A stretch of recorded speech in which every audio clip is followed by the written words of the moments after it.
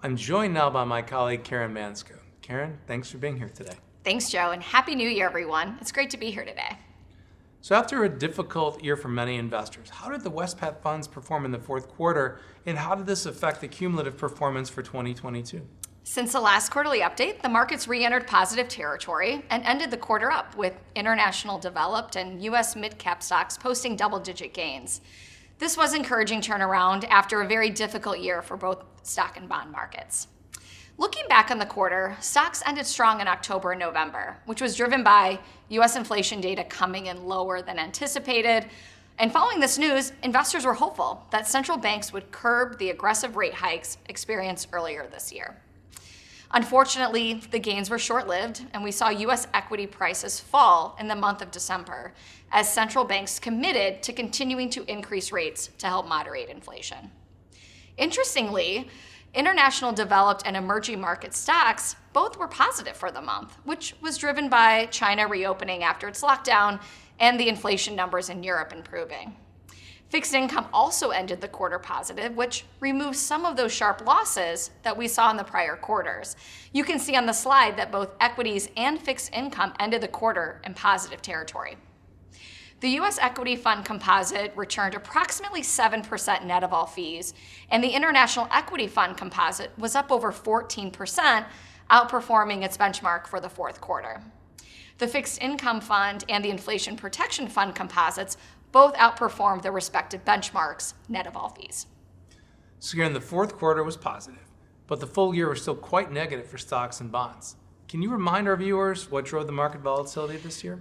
It's been a challenging year for equities and bonds. As we've highlighted in prior webinars, in the first quarter, it became apparent that inflation was no longer transitory or a temporary byproduct of attempts to rejuvenate the economy. After this realization, central banks geared up to fight inflation aggressively, meaning the era of low interest rates was effectively over. Supply chain woes were apparent in 2021 and became worse after the Russia invasion of Ukraine in February, which added unexpected geopolitical risk.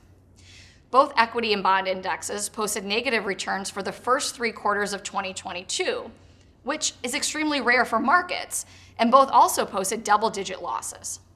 The equity funds were down over 19.5% and 21% year to date.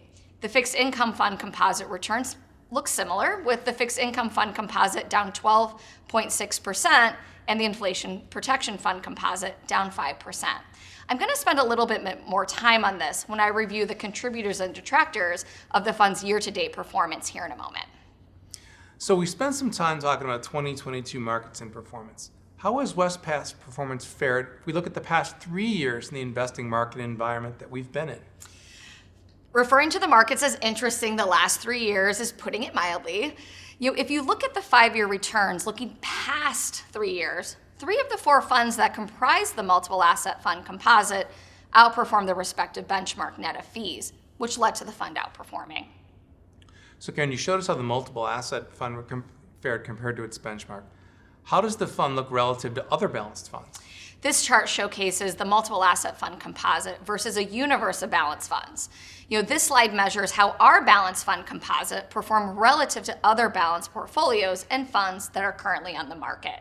We are using a universe that is compiled and maintained by Investment Metrics, which is a well-known provider in the investment industry. Looking at the chart, you can see that the multiple asset fund composite has performed below median for the 1-year time horizon, but performed in line with the median for the 3, 5, and 10-year. For the 10-year, the composite outperformed over 55% of other balanced funds in the universe. So Karen, moving on. Tell us about the individual fund contributors and detractors for the year. Starting with the multiple asset fund. I highlighted this on the performance slide earlier, but the primary detractor of the fund's year-to-date performance was the underperformance by our international equity fund and the modest underperformance of our U.S. equity fund. And I'll talk about both here in a moment. So you mentioned that despite the equity markets being up in the fourth quarter, the gains were not enough to offset the losses experienced earlier in the year. How did this impact the year-to-date performance of our funds. That's correct. Starting with our U.S. equity fund, this fund underperformed its benchmark by a modest 19 basis points year to date. The fund's underweight to large cap growth stocks, and particularly mega cap stocks, contributed as we saw mega caps down 42% this year. Also, the fund's dedicated allocation to private equity and private real estate contributed. The primary detractor to the fund's performance was our overweight to small and mid-cap growth stocks, as growth stocks struggled this year due to the negative impact the rise in rates have had on this asset class. Also, the fund's active manager stock selection in information technology, communication services, and consumer discretionary detracted. More specifically, e-commerce and cloud-based data management and security companies like Okta and Shopify were down 75% in the year. This had a negative impact on the fund's relative performance. So a lot of these tech names performed poorly in 2022. You just highlighted Okta and Shopify. These are two companies that had phenomenal performance during the pandemic and even years before. What's the reason for the soft performance in these types of companies? It's not only been a challenging market for stocks in general, but it's been a very challenging year for tech companies in particular. In 2020 and 2021, tech stocks were one of the best places to invest. 2022, a different story, and this was one of the worst places to be invested. The interest rate hikes we have experienced have closed off these companies' access to easy capital. Also, the rise in inflation has made the future profit of these companies less valuable today. Turning our attention to our international equity fund, similar to our U.S. equity fund, the international equity fund's underperformance was primarily driven by stock selection by our active managers, specifically investments in consumer discretionary and e-commerce. Also, the ethical exclusions was a modest detractor to the fund's performance. As a reminder, we believe that our ethical exclusions neither help nor hurt the long-term performance of our funds. Lastly, a contributor to the fund's performance was the dedicated allocation to private equity. So Karen, I noticed that the slide that you've included includes highlights from some of the comments we've received from our equity managers. Due to the challenges we've experienced, not only in this market environment, but also some challenges our managers have experienced in terms of the stocks included in their portfolio, I wanted to spend a few moments and highlight the comments we've received from them. The themes we've heard across the board from them is that, one, the macroeconomic environment is what is driving market sentiment, and investors are not focusing on fundamentals, as portfolio company fundamentals continue to be solid. Second, we also have managers that are taking advantage of this dislocation that is taking place and upgrading some of their positions with certain companies where valuations are now more attractive. The last point I'll make is that some of our investment managers are making modest shifts in their portfolio due to this market environment and reducing some of their tech exposure and increasing investments in industrials, materials, and energy.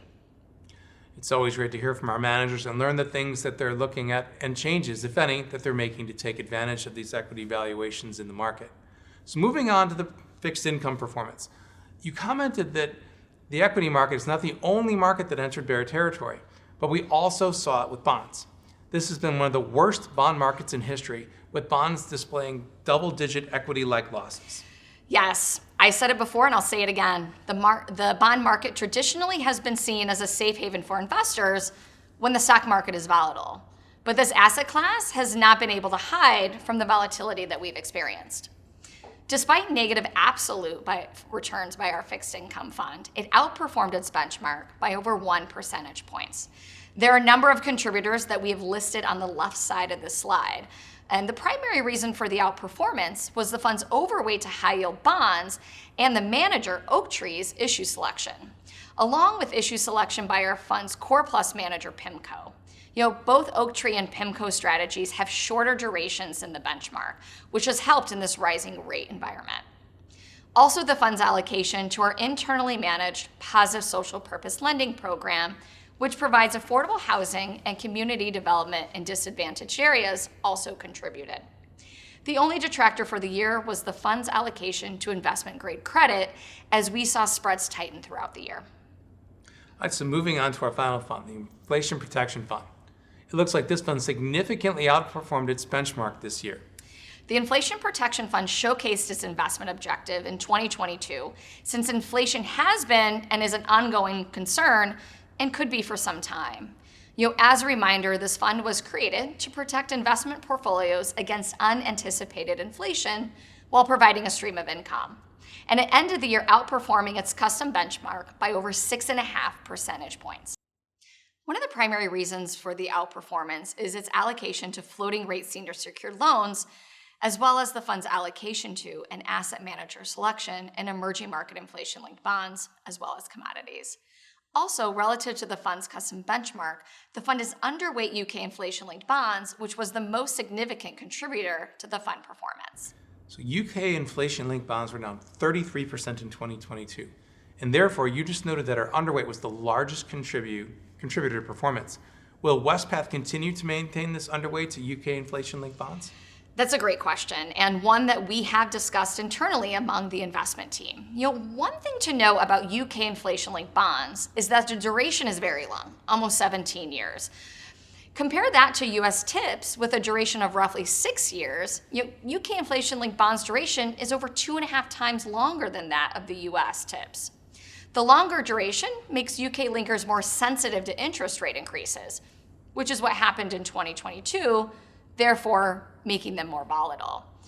Interest rates in the UK increased during this year, not only due to the UK central bank's work to control inflation, but also due to the increased borrowing by the UK government. The asset manager that manages global inflation-linked bond strategy in this fund can invest tactically in UK linkers. The manager is keeping a very close eye on the situation, and at the time of this webinar, they have not added UK linkers to the strategy. Thanks for that update, Karen. Are there any final thoughts? As I conclude my portion of the webinar, I wanted to let our viewers know that we continue to actively engage with our external asset managers daily regarding the markets and also their portfolios. We continue to have conviction in the fund's diversifying allocations, and we have not made any major adjustments or shifts in the underlying fund allocations. We have confidence in the managers that we have selected and hire to manage the assets on behalf of all of our investors. As I mentioned earlier, our managers continue to closely monitor the markets and macroeconomic events and have used this unusual market environment to make modest adjustments to their portfolios now that valuations have come down and are more attractive. They also continue to monitor the underlying fundamentals of the companies they invest in and make adjustments as needed. Oftentimes, when investors feel down and stressed about the markets, they tend to be reactive and sell risk assets such as equities. As you've heard us say time and time again, trying to time the markets is a difficult task and can lead to mistakes in investment portfolios. As long-term investors, we don't chase returns. We maintain discipline in our process, our strategies, and our allocations. Our best interest is our clients' best interest, and we are here to work with our clients to ensure that they are continuing to invest on their behalf in a way that allows them to meet their long-term financial goals and support the mission of their organization. Thanks for the update, Karen.